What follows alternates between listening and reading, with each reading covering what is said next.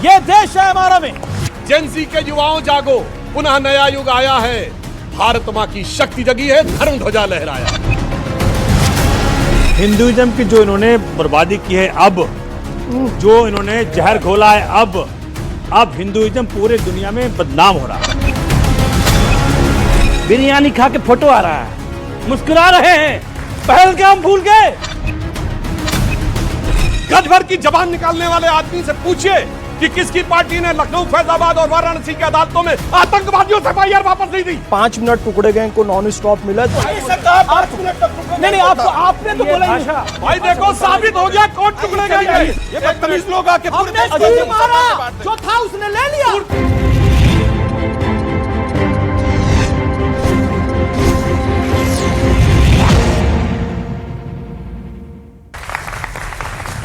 नमस्कार व्यूअर्स, मैं हूं अमीश देवगन और आप देख रहे हैं देश का सबसे प्रभावी और लोकप्रिय कार्यक्रम। नए साल का आगाज जोरदार सियासी आतिशबाजियों के साथ हुआ है, क्योंकि संघ प्रमुख मोहन भागवत ने कहा है कि एकता के लिए समाज में भेदभाव को मिटाना होगा। इस बयान को आप बटोगे तो कटोगे का 2026 वाला वर्जन भी कह सकते हैं, लेकिन कांग्रेस को संघ प्रमुख के स्टेटमेंट में खोटी खोट नजर आ रही है। राशिद अल्वी का दावा है कि ऐसे बयानों से प्रधानमंत्री मोदी और संघ प्रमुख अपनी इमेज को चमकाने की कोशिश कर रहे हैं। दूसरी तरफ बंगाल में कांग्रेस ने टीएमसी पर अब तक का सबसे बड़ा हमला किया है।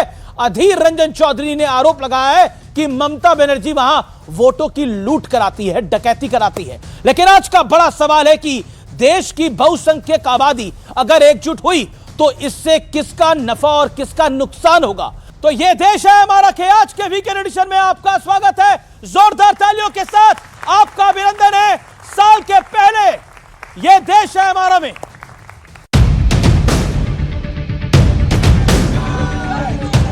2026 के आगमन पर आरएसएस चीफ मोहन भागवत ने एकता का बड़ा संदेश दिया है। उन्होंने कहा है, जाति, भाषा, संपत्ति या सामाजिक स्थिति के आधार पर किसी का मूल्यांकन नहीं करना चाहिए। जात नहीं देखना, पात नहीं देखना, भाषा कौन सी नहीं देखना, सब भारतवासी मेरे अपने हैं। इसको कहते हैं सामाजिक समरसता। Yogi Adityanath spews hate every day onto Muslims. Himanta Biswa Sarma abuses Muslims. So first he should go and preach to them. Ask these people that why they are not listening to him. देखिए, मोहन भागवत और प्रधानमंत्री दोनों अपनी अपनी छवि बनाने में लगे। वैसे ये पहला मौका नहीं है जब बंटवारा पॉलिटिक्स के खिलाफ आवाज उठी हो। इससे पहले योगी आदित्यनाथ और प्रधानमंत्री नरेंद्र मोदी भी अपने अपने अंदाज में एकता का संदेश दे चुके हैं। अलग अलग जातियों में टूटने से आप सोचिए कमजोर हो जाएंगे कि नहीं हो जाएंगे। एक है तो, और जब बटे थे तो कटे थे। बटना नहीं है, एकजुट होना है। इस सारे हंगामे के बीच एसआईआर का मुद्दा भी गर्म है। बीजेपी हुंकार भर रही है कि बंगाल से एक एक बांग्लादेशी को तलाश कर देश से बाहर निकाल देंगे। तो टीएमसी और कांग्रेस के बीच क्रेडिट वॉर छिड़ गई है। अगला चुनाव घुसपैठियों को निकालने के मुद्दे पर लड़े जाने वाला है। अब ये राष्ट्रीय सुरक्षा का मामला, तो बंगाल की बॉर्डर सील कर दे, ऐसी देशभक्त सरकार यहां लानी पड़ेगी। इसीलिए कांग्रेस हारी है, नहीं तो कांग्रेस जीतती। भाई बंगाल में बोला ना 1 करोड़ बांग्लादेशी है, सबसे कम डिलीशन बंगाल में हुआ। कैसे हुआ? अब तृणमूल के 80,000 क्रिएटिव काम किया था, हुआ। अगर मैं मीडिया के सामने बड़बड़ कर रहा होता और रोज 7 से 8 बैठ के ज्ञान दे रहा होता तब तो नहीं होता। बंगाल में पंचायत चुनाव में, नगर पालिका चुनाव में, कोऑपरेटिव के चुनाव में, कोई भी चुनाव में जहां नामांकन नहीं भरने दिया जाते हैं, मार के भगा दिया जाते हैं। हम तो वोट चोरी की बात करते हैं ना, बंगाल में टीएमसी पार्टी वोट डकैती करते हैं। सवाल है, एकता के संदेश पर राजनीतिक दंगल क्यों हो रहा है? और सवाल ये भी है कि भारत में घुसपैठियों के नाम पर सियासत कौन कर रहा है? इस बड़े कार्यक्रम में मेरे साथ कौन कौन जुड़ रहा है? स्वागत करिए आलोक शर्मा, कांग्रेस पार्टी के प्रवक्ता नेता, doctor Sudhanshu Trivedi, member of parliament, प्रवक्ता भारतीय जनता पार्टी के, Somnath Bharti, former law minister, former MLA Delhi government के, उनका अभिनंदन है। अमित जमाई, समाजवादी पार्टी के नेता प्रवक्ता, मेरे साथ इस चर्चा के अंदर जुड़ रहे हैं। फैज खान साहब, संयोजक राष्ट्रीय मुस्लिम मंच आरएसएस के हैं, उनका भी अभिनंदन है। रैपिड फायर राउंड की शुरुआत आलोक शर्मा आप ही से करते हैं। हिंदुत्व से दूरी सेकुलरिज्म है या वोट बैंक की चिंता, हाँ या ना?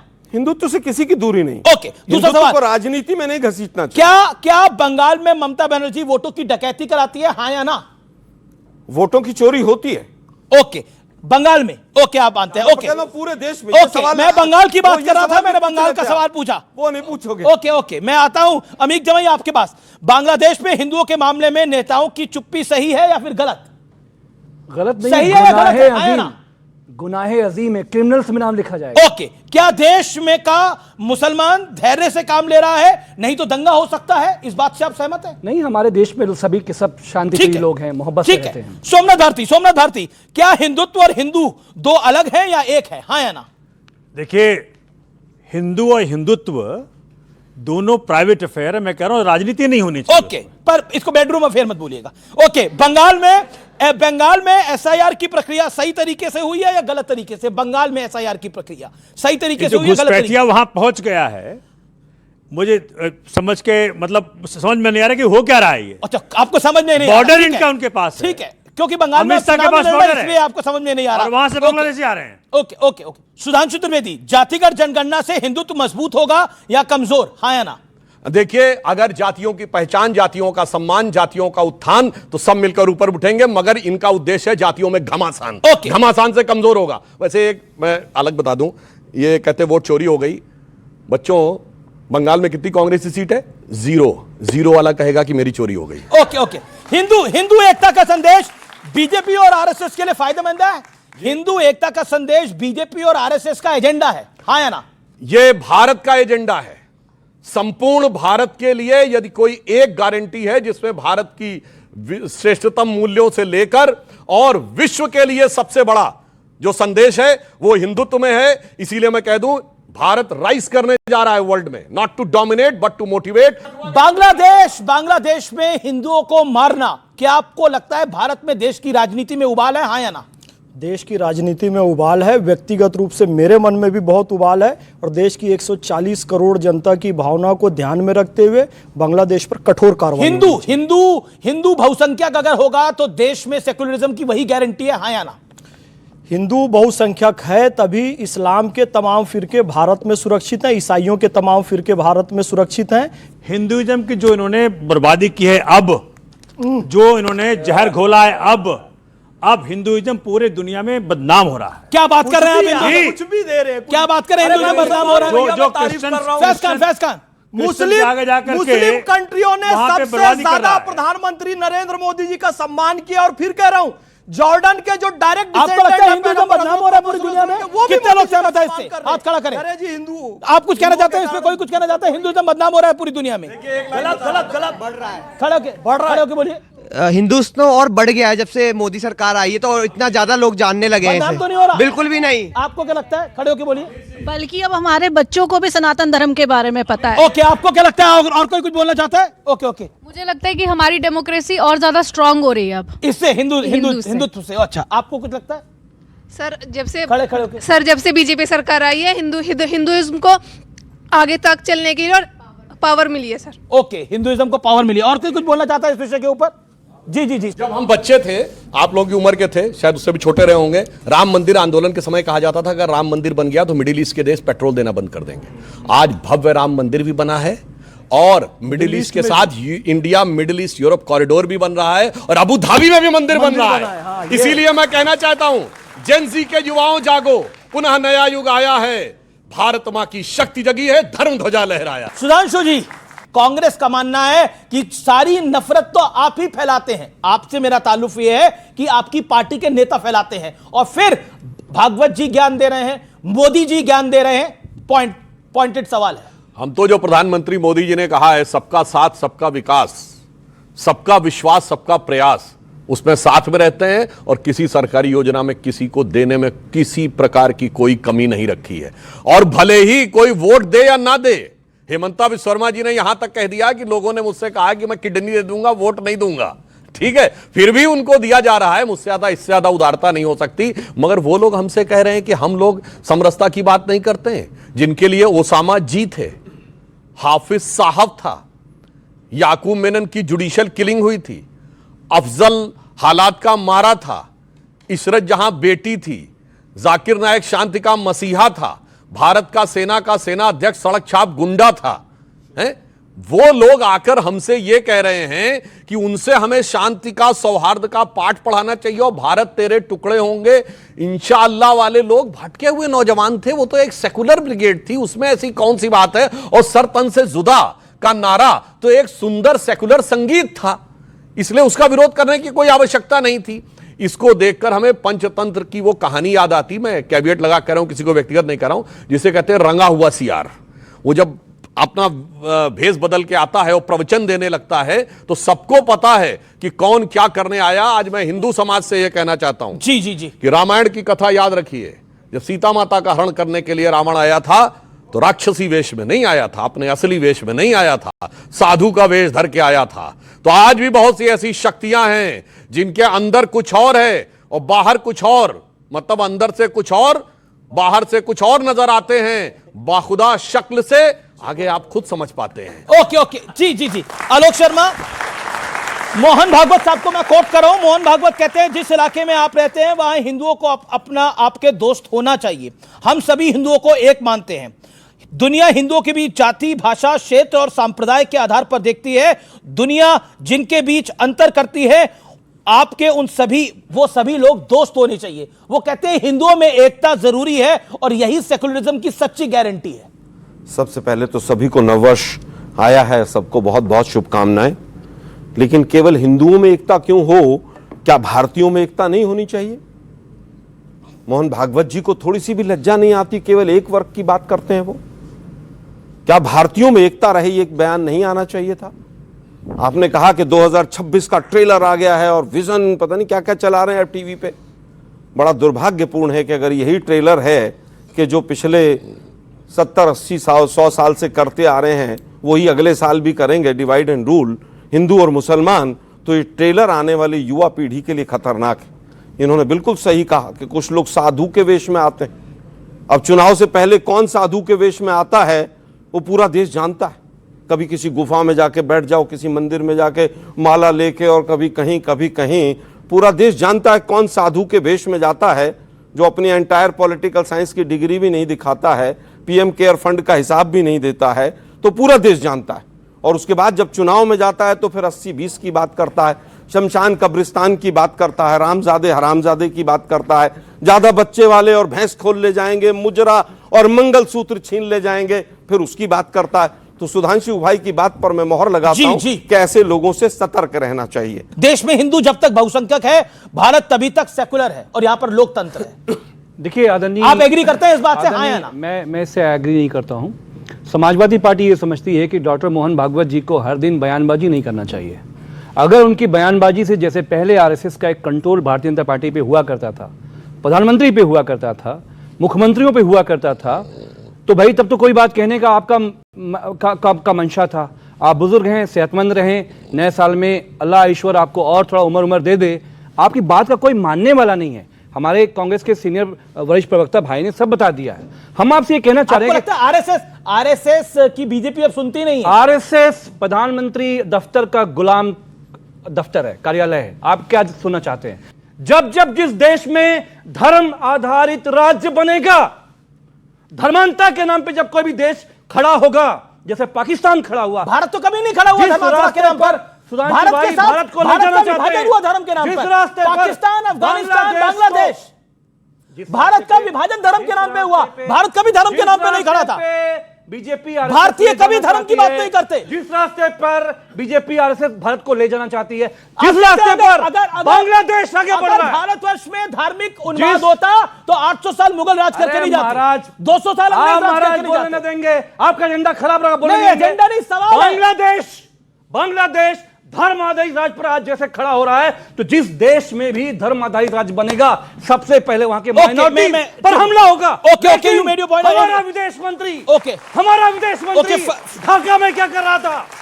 पाकिस्तान के नेशनल असेंबली के स्पीकर के साथ बिरयानी खा के फोटो आ रहा है, मुस्कुरा रहे हैं। पहलगाम भूल गए। ओके, हम ये पूछना चाहते हैं, बिरयानी का फोटो दिखाइए, बिरयानी खाता हुआ फोटो दिखाइए। जयशंकर जी वेजिटेरियन है, बिरयानी सिर्फ भारत में मिलती है, पाकिस्तान बांग्लादेश में मिलती है। बोलो दरअसल झूठ बोल रहा आदमी। अरे भाई पूछ रहे हैं कि प्रधानमंत्री अगर कोई चर्चा कर रहे हो पाकिस्तान से, खुल के करो, इनको भी बताओ। अजय बताइए, इनको भी बताओ। हमारी बहनों के घरों में जो सुहाग, आप जिस घटना की बात कर रहे हैं, खालिदा जिया के खाना नहीं बन रहा, पर आपने देखिए एक मिसकोट करा, बिरयानी खा रहे हैं जयशंकर। मुझे लगता है संभल के बोलना चाहिए। ओके सुनिए, खालिदा जिया के अंतिम संस्कार में गए थे और ये बिरयानी पता नहीं कौन सी डोज खिला के आए, वो आगे पता चलेगा। पता नहीं है। Who authorized Jaishankar to meet the National Assembly Speaker? कौन मिला? कौन सी बायलैटरल मीटिंग हुई भाई? आमना सामना हुआ वहां किया? अरे भाई वहां अंतिम संस्कार में गए थे। हिंदू बहनों की बात उठाई आपने, बांग्लादेश में जो हिंदू मारे जा रहे हैं बात उठाई आपने, चिल्लाता चला जा रहा है, बता रहा हूं आपने हिंदू के बारे में क्या बात उठाई? आए भैया शांत शांत, बहुत ज्यादा नहीं बोलिएगा, बोलो बोलो बोलो। विदेश मंत्री जाके खड़ा हुआ है, आपने प्रधानमंत्री जी अमित भाई मेरी रिक्वेस्ट करानी है, मिसाइल मार देंगे, वहां जाके मुस्कुरा के देखिए सोमनाथ भारती जी, भारत के विदेश सचिव मिस्त्री जी वहां गए, उससे पहले बांग्लादेश ने कभी स्वीकार ही नहीं किया कि हिंसा हुई। जब वो जाके मोहम्मद यूनुस से मिलकर 88 केसेस दर्ज हुए और पहली बार बांग्लादेश ने एक्सेप्ट किया कि सांप्रदायिक हिंसा हो रही है। ये करके आते पता कुछ नहीं होता, चिल्लाना शुरू कर देते हैं। ये कह रहे हैं कि इनका कहना है कि देश में के साथ बोल रहा हूं, वो हमारी सरकार बनवा रही है। क्या बोल रहे हैं आप? पाकिस्तान के स्पीकर मैं कहता हूं कांग्रेस की सरकार हो, बीजेपी की सरकार हो, ये कोई नहीं करता। ये गलत बात बोली। एक सेकंड, आपने गलत बात बोली। आपने बोला वहां पर जो हिंदू मारे जा रहे हैं वो ये हमारी सरकार बनवा रही है। ये गलत कह रहे हैं आप। नहीं, ये गलत है बिल्कुल। कह रहे हमने एफआईआर करवाई, गलत आप कह रहे हैं।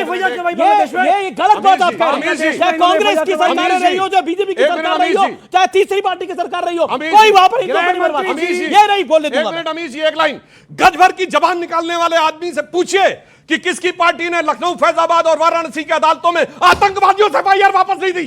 कोर्ट से फटकार पड़ी, उसके बाद हुआ और सबको सजा हुई। क्या बेहुदेपन से आगे बोलने लगते हैं? भारत की सरकार बनवा रही है। क्या बोल रहे हैं? कमाल की बात है। ओके फैज खान, आपकी बारी है, प्लीज बोलिए। 1 मिनट, क्विकली 1 मिनट। बिस्मिल्लाहिर्रहमानिर्रहीम, रब्बिशरहली सदरी व यस्सिरली अमरी वहलुल उक़दतम मिन लिसानी यफ़क़हू क़ौली। बिरादरान हिंद, अस्सलाम वालेकुम रहमतुल्लाहि व बरकातहू। भारत माता की वंदे। देखिए अमीश भाई, 5 मिनट टुकड़े गए को नॉन स्टॉप मिला, 2 मिनट मुझे नॉन स्टॉप आपको देना पड़ेगा। भारत माता की, हिंदुओं का एक होना। आदरणीय सुधांशु भैया, हिंदुओं का एक होना। नहीं बोला उन्होंने, आपको नहीं बोला है, आपको नहीं बोला। नहीं, आपने तो बोला।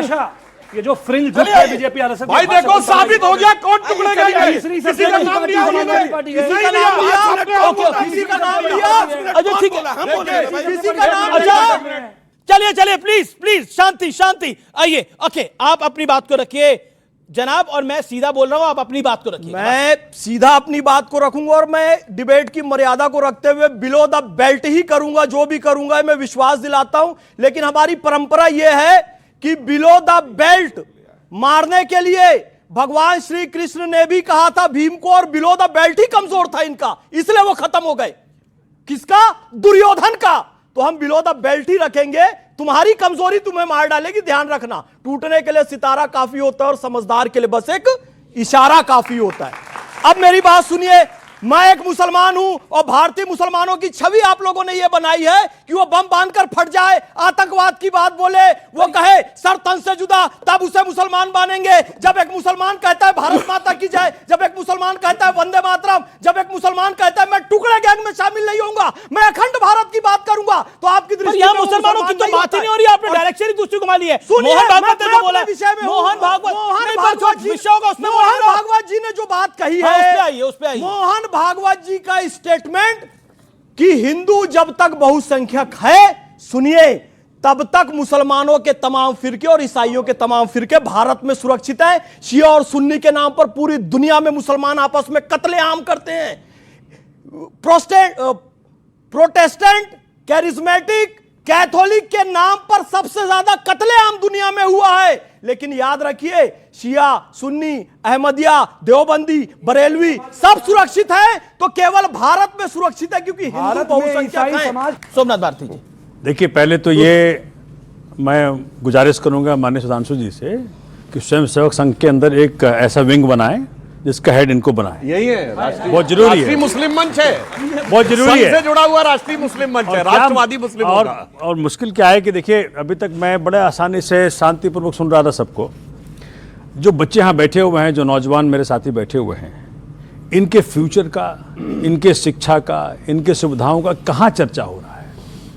जातियों में बांट रहे हैं, धर्म में बांट रहे हैं। अगर मोहन भागवत जी कहते होते कि जी बच्चों में नौकरियां दूंगा, मैं दूंगा, कहते होते तो सुनता मैं। मुश्किल यह हो रहा है कि उत्तर प्रदेश में एक एसएचओ मोबाइल लेके पीठ पे कहता है भाई तू बांग्लादेशी है।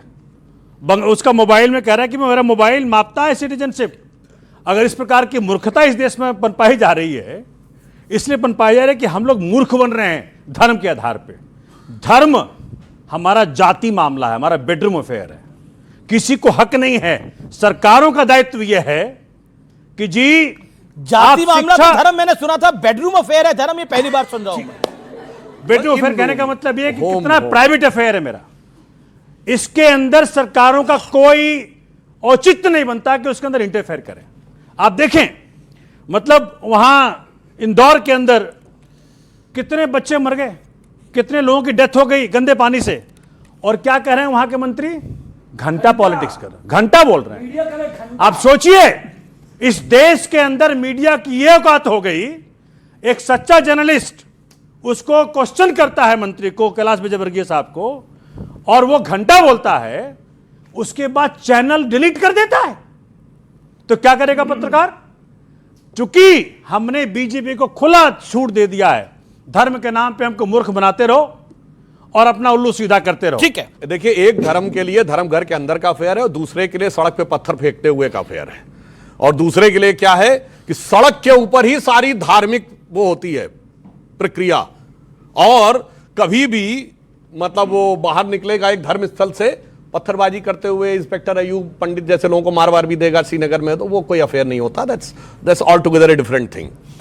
इसलिए मैं कहना चाहता हूं, अब जो आपने हिंदू की बात कही, ग्रोथ की बात, बिल्कुल मैं कहना चाहता हूं, एक दौर था इस देश में, कहा जाता 2% की ग्रोथ रेट होती थी नॉर्मली, 1.5, 2, 2.5, इससे ऊपर भारत की ग्रोथ रेट नहीं होती थी 50 के दशक से लेकर 90 के दशक तक, और उसका मजाक उड़ाया जाता था ये हिंदू ग्रोथ रेट है, यानी हिंदू इससे आगे नहीं बढ़ सकते। आज मैं पूछना चाहता हूं, आज वर्ल्ड की सारी मेजर इकोनॉमीज में फास्टेस्ट ग्रोइंग इकोनॉमी कौन है? भारत 8.5% के साथ, यह हिंदुत्व की ग्रोथ रेट है। जब से हिंदुत्व वाले आए हैं तब से यह अंतर आया है, और अब हम चौथी बड़ी अर्थव्यवस्था बने हैं, चौथे बड़े स्टॉक एक्सचेंज बने हैं, तीसरे बड़े ऑटोमोबाइल मैन्युफैक्चरर बने हैं, दूसरे बड़े मोबाइल हैंडसेट के मैन्युफैक्चरर बने हैं, और डिजिटल ट्रांजैक्शन में दुनिया के नंबर 1 देश बने हैं, और चांद के छूते कोने दक्षिण ध्रुव को छूने वाले दुनिया के पहले देश बने हैं। यह हुआ है जब से डेवलपमेंट की बात हुई है। और इस समय महंगाई की दर, पूछिए किसी से, आज कोई महंगाई का नाम नहीं लेता। महंगाई की दर बहुत कम है, 2%, 2.5% के आसपास है। बेरोजगारी की दर इस समय दुनिया के जितने भी बड़े बड़े देश हैं, चीन से लेकर अमेरिका तक, उन सब में सबसे कम है। और इस कारण से मैं ये अंत में यह भी कहना चाहता हूं,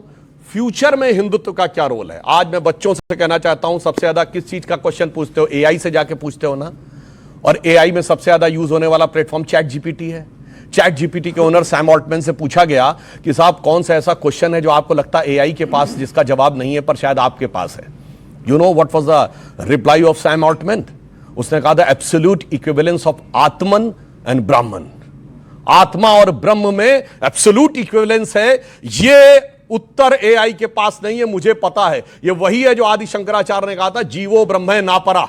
और अभी देखिए बहुत सारे क्लिप कठुआ गैंग वाले पीछे पड़ जाते हैं, ऐसा नहीं कहा, ऐसा नहीं कहा, तो मैं फिर चैलेंज करके रहा हूं। 27 दिसंबर 2022 2:34 AM पे सैम ऑल्टमैन का ट्वीट है, कोई अभी जाकर चेक कर ले। Absolute equivalence of Atman and ब्रह्मन, यानी एआई का भी अगर आगे जाकर कोई फ्यूचर दिखता है। और मैं एक और बात करना चाहता हूं, ये क्वांटम कंप्यूटर का नाम सुना होगा।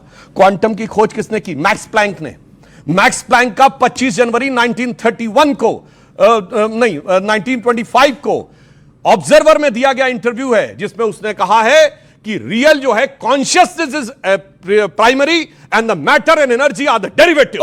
यही हमने कहा संपूर्ण जो ब्रह्मांड है वो चेतना। सोमनाथ जी एक सेकंड आ रहा हूं। क्या आलोक शर्मा अमित शाह अभी इन्होंने, मेरे भाई ने बहुत अच्छी अच्छी चीजें गिनवाई।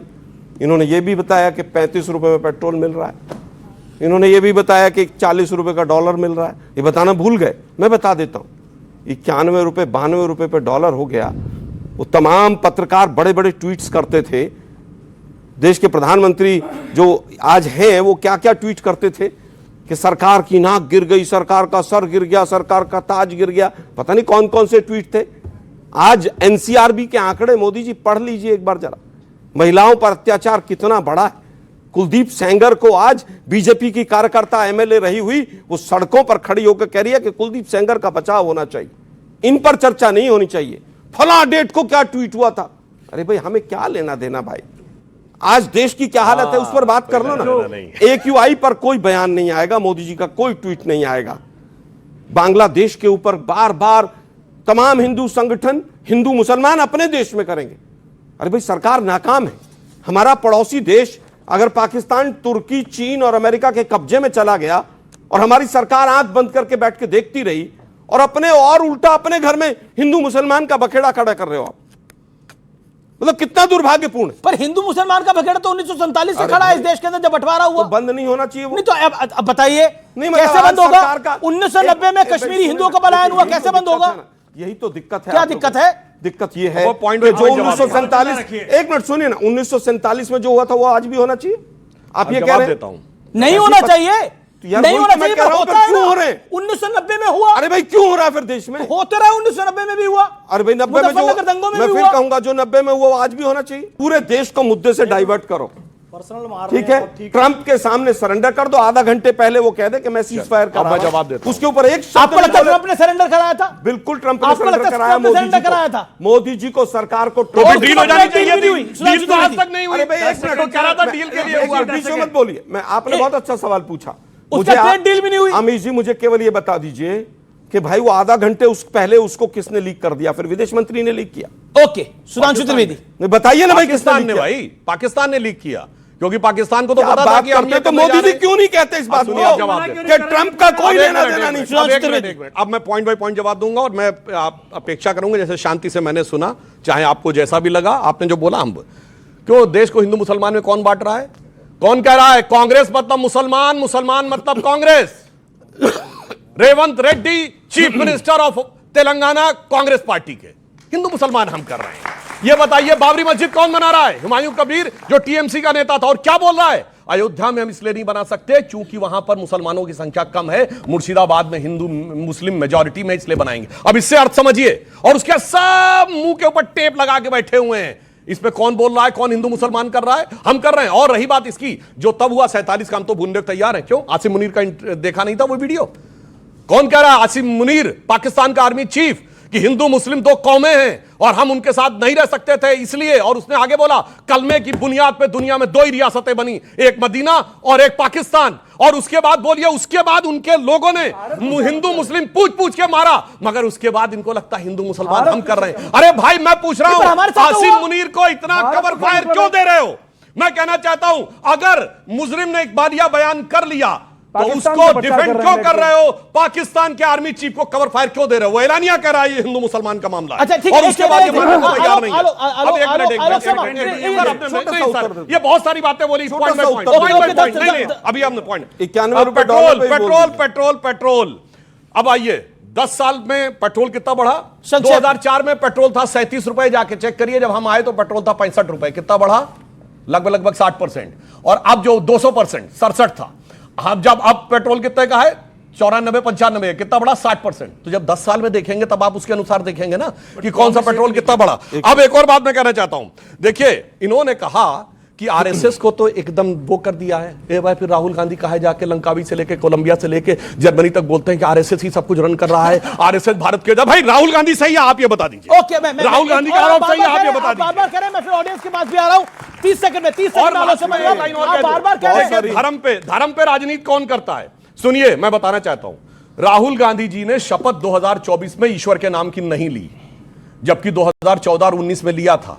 हिंदी में लिया था ईश्वर के नाम की, इस बार उन्होंने सॉलमली अफर्म किया। मगर जो अपनी पहली स्पीच दी 2024 में, वहां भगवान शंकर से लेकर गुरु नानक देव की फोटोएं लाके यूं यूं यूं यूं कर रहे थे। यह होता है धर्म की राजनीति। धर्म में आपकी आस्था नहीं है, आप ईश्वर के नाम की शपथ नहीं ले रहे हैं और भगवान की फोटोएं दिखाकर संसद के पटल पे बोल रहे हैं, यह होती राजनीति। Okay okay okay. और जहां तक दिग्विजय सिंह की बात है, दिग्विजय सिंह ने बकायदा बोला बांग्लादेश में जो हो रहा है वो एक्शन का रिएक्शन हो रहा है जो हिंदुस्तान में मुसलमानों के साथ हो रहा है। तो कौन कर रहा है हिंदुस्तान मुसलमान? बांग्लादेश का विषय है, बांग्लादेश के साथ सरकार निपटेगी। इस पे दिग्विजय सिंह को इस पे धर्म लाने की क्या जरूरत थी? मैं तो बिल्कुल कह रहा हूं, पर लेकर आए आप ही के नेता। विदेश नीति के ऊपर सरकार बोले, सरकार की जिम्मेदारी है।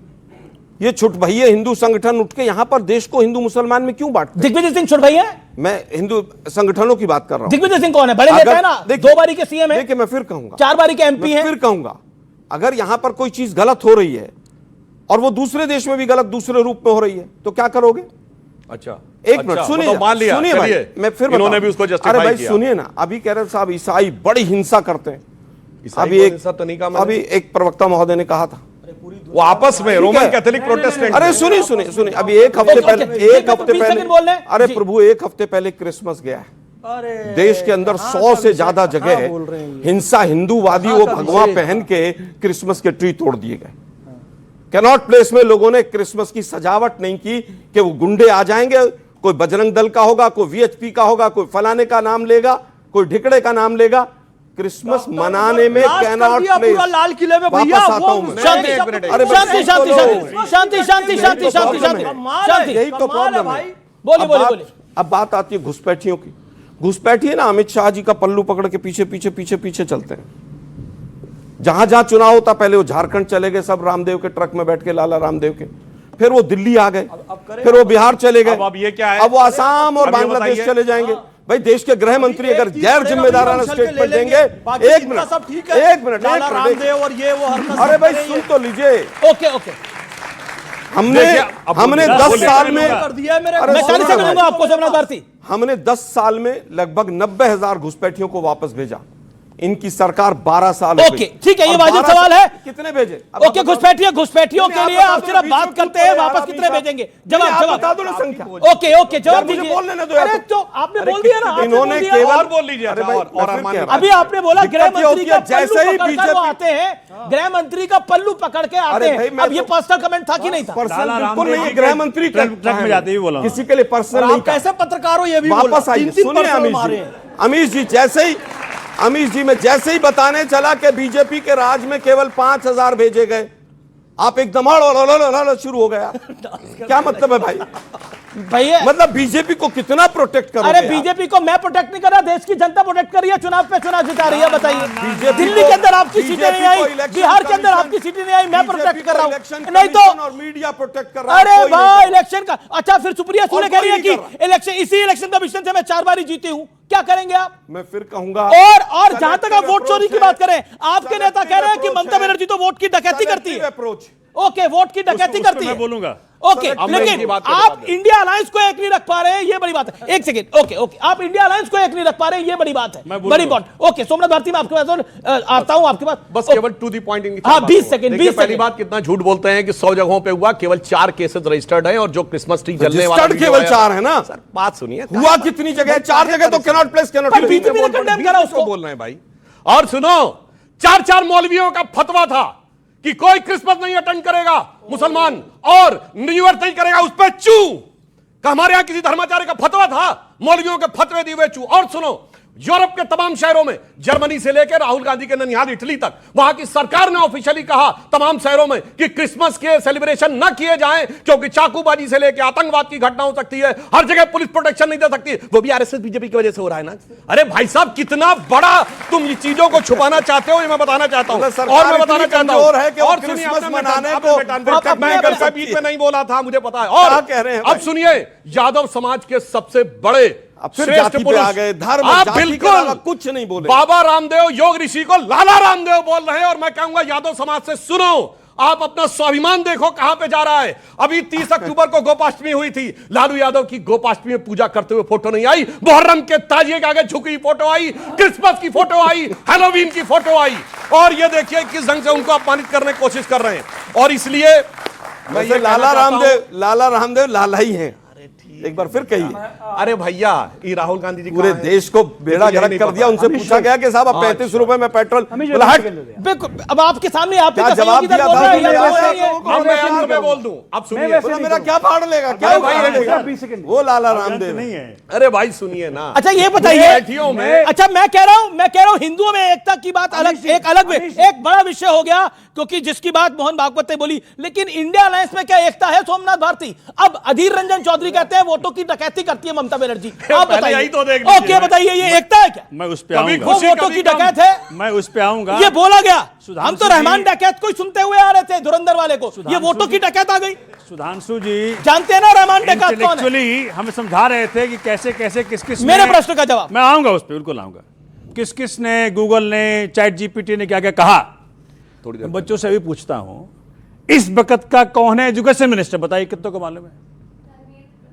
धर्मेंद्र प्रधान एक को मालूम है, बच्चे एक को मालूम है ना, एक को मालूम है, एक को नहीं। मुश्किल क्या है कि माननीय सुधांशु जी, आपकी पार्टी 11 साल से सेंटर में है और कई नए राज्यों में। ऐसा एक हो मिनिस्टर बताइए जो पौवे के बदले में पौवा भी देता हो, वो किस पार्टी का? अच्छा हम बताते हैं आपको, पौवे के बदले पौवा पूरे भाजपा राज्यों में बट रहा है। नहीं, चलिए मेरे साथ गुड़गांव में, एजुकेशन मिनिस्टर, चलिए मेरे साथ गुड़गांव में, एक ही जगह इनकी वो ऐसी और कई एजुकेशन मिनिस्टर के घर में पौवा बट रहा है। अरे चलिए, अब पौवे पे दिखाता हूं आपको मैं। सर कहां बात करते करते 20,000 स्कूल यूपी के अंदर, महाराज सुनिए, 20,000 स्कूल यूपी के अंदर बंद कर दिए गए। आगे थोड़ी देर में कोई आएगा, बंद करिए सब कुछ। शराब खाने खोल दिए गए, मालूम है आपको? अच्छा लेकिन सुनिए, ऐसा है, बच्चों की जिंदगी तब सुधरेगी। अरे बच्चों की जिंदगी क्या सुधारना, पहले इंडिया अलायंस की जिंदगी तो सुधारिए। किसकी? इंडिया अलायंस की जिंदगी कैसे सुधारें? उस पे तो आओ, विषय आपका वही है, बच्चों की जिंदगी बच्चे सुधार लेंगे, इनके माँ बाप सुधार लेंगे इनकी जिंदगी। हम डिपेंडेंट हैं जी, चैट जीपीटी हो, गूगल हो, एक्स हो, फेसबुक हो, इंस्टाग्राम हो, सब पे। बिल्कुल। हिंदुस्तान में कब बनना शुरू होगा? हम खाली सब्सक्राइबर ही रहेंगे कि हम कुछ पैदा नहीं करें? अच्छा पॉइंट है, ये आपका अच्छा पॉइंट है, ये बहुत अच्छा पॉइंट है। जितना टैलेंट यहां बैठा हुआ है ना, सुनिए, हिंदुस्तानी टैलेंटेड कम नहीं है। यही हिंदुस्तानी, मैं आईआईटी का खुद हूं, मैं अमेरिका में खूब रहा, यही हिंदुस्तानी जब फॉरेन में रहता है ना, इनको माहौल मिलता है। यहां माहौल क्या मिल रहा है? बच्चे कहां जा रहे हैं? मैं तो चैलेंज करता हूं अमीश जी, आप देखिए, आप बड़े पत्रकार हैं देश के, ये जो जाते हैं ना चर्च के आगे हुड़दंग करने, जहां जहां जाते हैं, उनमें कोई नेता का बेटा नहीं होता, अमित शाह जी का बेटा नहीं होता, हमारे नितिन गडकरी साहब का बेटा नहीं होता, किसी भी भाजपा का नेता का बेटा चर्च के आगे, मस्जिद के आगे इंडिया अलायंस पर गरीब फंसते हैं। इंडिया अलायंस पर आप कुछ नहीं बोले, काफी पूरा अब देखिए, अब आगे बोल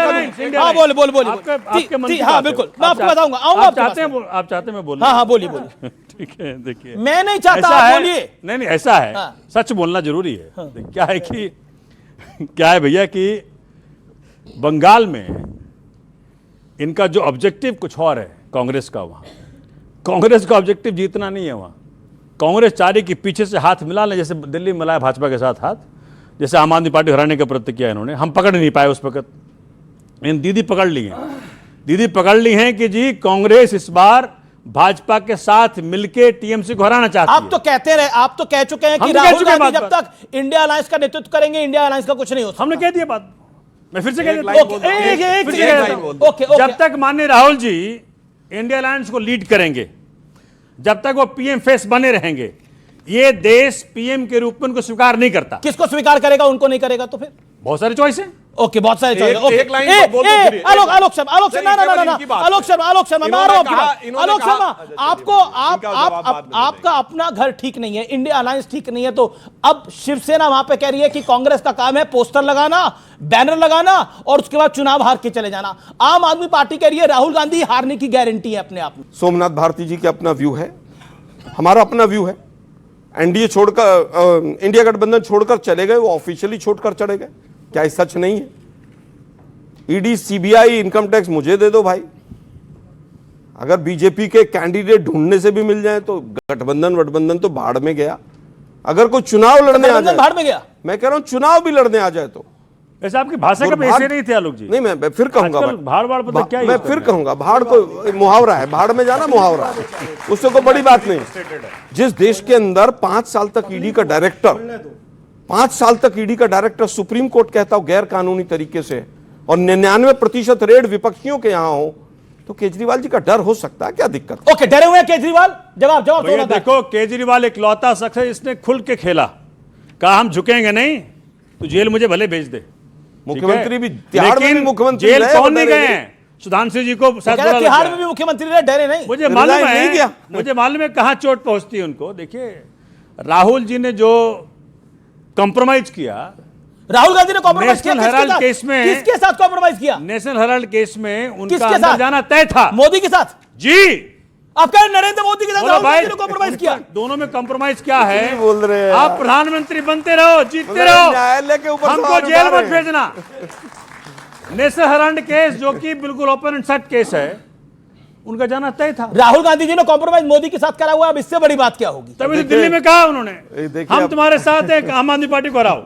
कई बार हंसी भी आती है, राहुल जी मोदी जी के साथ है, कई बार हंसी भी आती है। एक और मुहावरा अरे भाई मैं तो भैया को जो सपा से आए मेरे भैया, नहीं उनको मैं तो बोल रहा हूँ, सलाह दे रहा हूँ, मैं तो समझ जाओ इनसे। भाई इलेक्शन में ये भी समझ नहीं, जाओ कांग्रेस इनसे। को अलग कर दिया। वो तो सपा को भी सलाह दे रहे हैं कि समझ जाओ, आपका मिडास टच नहीं है, दूसरा वाला टच है। मैं थोड़ा सा केवल ये कहना चाहूंगा, एक मुहावरा है, बोला खिसियानी बिल्ली खंबा नोचे। बिल्कुल दिख रहा है, कुछ नहीं। जिनको 6 सीट आए, बिहार जैसे राज्य में जहाँ 6 सीट आए, हमें 6 आई, हमें 10 आई, हम वो कह रहे खिसियानी बिल्ली आप लोग हैं। मैंने कहा हम 6 लड़े, हम 10 लड़े, केजरीवाल भी तो लड़े थे, उनको 15 आई होंगी भाई, 15 आई होंगी बिहार में उनकी, केजरीवाल जी भी तो लड़े थे। लेकिन आप अपना मुकाबला केजरीवाल के साथ कर रहे हैं बिहार में? बिल्कुल नहीं कर, यूपी में इनके साथ करें। यूपी में आपका 2 है, मैं फिर कहूंगा बिहार में 6 है, दिल्ली में 0 है। मैं फिर कहूंगा कितनी सीट आ गई पंजाब में बताइए? पंचायत में हर पार्टी को अपनी बात रखने का अधिकार है, चुनाव लड़ने का अधिकार है। सर मेरा सवाल ये है कि आप सब पॉलिटिशियन से पहले अंग्रेजों ने शुरू किया था डिवाइड एंड रूल, लेकिन अंग्रेजों के बाद कुछ भी अंग्रेजों की जरूरत है ही नहीं, क्योंकि आप जैसे पॉलिटिशियन ही हमारे इंडिया में डिवाइड एंड रूल कराते हैं। और मुझे एक और बात कहनी है कि जब आपके पास पावर है और इतने बड़े जर्नलिस्ट उनके पास पावर है, और जब हमारे देश में किसी भी लड़की के साथ कुछ गलत होता है, कोई रेप होता है, तो यहाँ पे जर्नलिस्ट खड़े होके उनसे आवाज क्यों नहीं उठाते हैं कि वो चीज क्यों हुई? इतनी बड़ी बहस आज बीजेपी, कांग्रेस, ये सरकार, वो सरकार, उनके लिए की जाती है, लेकिन लड़कियों के साथ इतना बड़ा कोई अपराध पर कुलदीप सिंह सेंगर के विषय पे पत्रकारों ने आवाज उठाई और पूरी वाइड कवरेज हुई, उसके बाद ही कार्रवाई हुई। तो फिर जब डिवाइड एंड रूल की बात आती है, ये लोग डिवाइड एंड रूल करते हैं, और जब ये चीजें होती हैं तो उतने बड़े पर्दे पे क्यों नहीं दिखाई जाती? ओके, आप लोग ओके, सब नेताओं के लिए सवाल है डिवाइड एंड रूल। कई अंग्रेजों ने डिवाइड एंड रूल किया, डिवाइड एंड रूल क्या किया ये बताइए? मैं पूछना चाहता हूं, हिंदू समाज में जितनी जातियां हैं, ये किसी हिंदू धर्म ग्रंथ में लिखा हुआ दिखा दीजिए, चैलेंज करके पूछता हूं। 6000 जातियां हैं, एक दिखा दीजिए 6000 जातियों का नाम। ये Herbert Risley British census commissioner ने 1901 में 2314 जातियां डाली, उसके बाद 1931 में 4114, और उसके बाद भाषा पे लड़ाया, उत्तर दक्षिण में तमिल और हिंदी के बीच में मतभेद पैदा करने का प्रयास किया, सिखों को अलग करने का प्रयास किया, लिंग्विस्टिक स्टेट्स बनाए गए, और उसके बाद कहा गया उत्तर भारत वाले आ रहे हैं, दक्षिण वाले वो हैं जो अभी भी राहुल गांधी के अंकल बोले थे ना कि वो पश्चिम वाले जो हैं वो तो अरब से आए हैं, और पूरब वाले चीन से आए हैं, उत्तर वाले यूरोप से आए हैं, और साउथ वाले अफ्रीका से आए हैं। अब मैं ये भी बात कह दूं, जो हिंदू मुसलमान की बात है, वो डिवाइड एंड रूल अंग्रेजों के जमाने में कहा था। औरंगजेब के जमाने में छत्रपति शिवाजी महाराज लड़ रहे थे, क्या अंग्रेजों का डिवाइड एंड रूल था? गुरु गोविंद सिंह जी के चाचा साहबजादे उस समय अगर बलिदान हो गए तो अंग्रेजों का डिवाइड एंड रूल था ना? वो डिवाइड एंड रूल नहीं था। डिवाइड एंड रूल ये था कि जाति, प्रांत, भाषा में हिंदू समाज को डिवाइड करो और उसके बाद रूल करो। अब मैं जो महिलाओं के साथ हुआ, बिल्कुल अगर एक भी घटना होती है तो संवेदनशीलता के साथ उस पर कार्रवाई होनी चाहिए, मगर जब कश्मीर में कहा जाता है कि हिंदुओं छोड़ के चले जाओ और अपनी बेटियों को यहां पे छोड़ के चले जाओ, और उसके बाद उसके ऊपर चुप्पी नहीं रखी जाती, उनका समर्थन किया जाता है। सर जैसे कि बांग्लादेश में अभी रिसेंटली एक हिंदू को जलाकर सरेआम, उसमें कुछ नहीं होता बेटा, वो सब सेकुलर है। अच्छा नहीं, आप सवाल पूछिए। सरेआम जलाकर मार दिया गया, तो इस पर आप क्या कहना चाहेंगे? जी जी जी, जिस तरह से जिस तरह दीपू के साथ हुआ उस पर आप क्या कहना चाहेंगे? ठीक है, छोटा सा उत्तर दे देते। ओके ओके, मैं देता हूं। बेटा जब बांग्लादेश बना, 2 टुकड़े हुए, और जो समझौता हुआ बांग्लादेश से, उसमें यह लिखा है कि अगर यहां पर माइनॉरिटी या हिंदुओं के ऊपर अत्याचार होगा तो हमारी सरकार भारत की हस्तक्षेप करेगी, और हम सेना का भी यूज कर सकते हैं। अब ये काम विपक्ष करेगा क्या? चलिए, आप लोग केवल हिंदू मुसलमान में मत बटिए। हिंदू मुसलमान ने सवाल पूछा। सुनो ना भाई, सुनो ये ना। सवाल हिंदू मुसलमान क्या है? बांग्लादेश में तो हिंदू को जला के मारा गया। सुनते नहीं हो ना इस बात को। सुनते नहीं। मेरा कहना सवाल ये है कि यहाँ पर धरने प्रदर्शन करके आप अपने समाज को बांट रहे हैं। एक तो देखिए, धरना प्रदर्शन सरकार के खिलाफ होना चाहिए कि सरकार जागे और सरकार बांग्लादेश की आप कह रहे हैं यहाँ पे धरना प्रदर्शन नहीं होना चाहिए। ओके सुधांशु त्रिवेदी, ये सब आरएसएस बीजेपी कराती है। शिमला समझौते में वो लाइन दिखाई है जिसमें लिखा हुआ हो कि अगर अब संख्याओं के साथ होगा तो सेना का यूज करेंगे, और अगर था तो 1992 में सबसे ज्यादा मैसेकर हुआ, और जिस समय तस्नीम नसरीन ने किताब लिखी लज्जा, तो उसको आपने अपने यहां आकर प्रेस कॉन्फ्रेंस नहीं करने दी। बाकी की तो बात छोड़िए, बड़े बोल रहे हैं वहां पे फौज भेजने वाले। 1983 में आईएमडीटी एक्ट लेके आए इंदिरा गांधी के जमाने में कि अगर कोई बांग्लादेशी घुसपैठिया आएगा तो उस एक्ट में जानते क्या प्रावधान था? अगर आपको लगता है कि आपके बगल में कोई बांग्लादेशी घुसपैठिया आ गया है और आप पुलिस को रिपोर्ट करें, तो आपकी जिम्मेदारी आप साबित करें वो बांग्लादेश में कहां रहने वाला है। उसके आगे हमारे नेता आपने बोला धरना प्रदर्शन से, ओके सुधांशु जी, आपने बोला धरना प्रदर्शन से यहाँ क्या होगा? आपकी बात को माना। एक बात बताइए, जो फिलिस्तीन और हमास को लेकर यहाँ पे धरना प्रदर्शन हो रहा था और प्रियंका गांधी वाड्रा जी तो बाकायदा बैग लेकर चली गई थी, उससे क्या हो गया? उससे क्या हुआ? वो तो अटल बिहारी वाजपेयी का स्टेटमेंट सुना आपने फिलिस्तीन के बारे में? आप अटल बिहारी वाजपेयी से सीख रहे हैं? आप अटल बिहारी वाजपेयी से सीख रहे हैं? हम हर अच्छी चीज सबसे सीखना चाहते हैं। क्या आप अटल बिहारी वाजपेयी के खिलाफ हैं? मैं आपसे पूछ रहा हूं कि आपने बोला धरना प्रदर्शन, आपने बोला बांग्लादेश हिंदुओं के खिलाफ जो हुआ उसके खिलाफ धरना प्रदर्शन नहीं होना चाहिए। 57 इस्लामिक देश है, एक यहूदी देश है, कई क्रिश्चियन देश है, हिंदुओं का देश तो यही है, सिखों का देश तो यही है, यही होगा अगर मारा जाएगा तो। अमीर जी, यहाँ पर धरने प्रदर्शन होके और हमारे समाज को बांटा जाए वो गलत है। सरकार के ऊपर दबाव बनाया जाए पक्ष में नारा कि सरकार वहां पर पैलेस्टाइन और हमास के पक्ष में जब धरने प्रदर्शन हो रहे थे तब समाज को जोड़ा जा रहा था। बताइए तो क्या वहां पर दो धर्मों की लड़ाई थी? वहां नहीं तो और क्या धर्मों की लड़ाई नहीं थी, वहां दो देशों की लड़ाई थी, दोनों में फर्क है। फिर यहां से क्या मतलब? फर्क दो देशों की लड़ाई में यहां तो यहाँ पे दो देशों में इजराइल और पैलेस्टाइन लड़ रहे हैं, हमारे देश का क्या मतलब? बहुत बहुत शुक्रिया तमाम मेहमानों का, आप लोगों का बहुत बहुत अभिनंदन। फिलहाल आज के इस एडिशन में इतना ही। फिलहाल आज के इस एडिशन को यही समाप्त करते हैं। नमस्कार, धन्यवाद।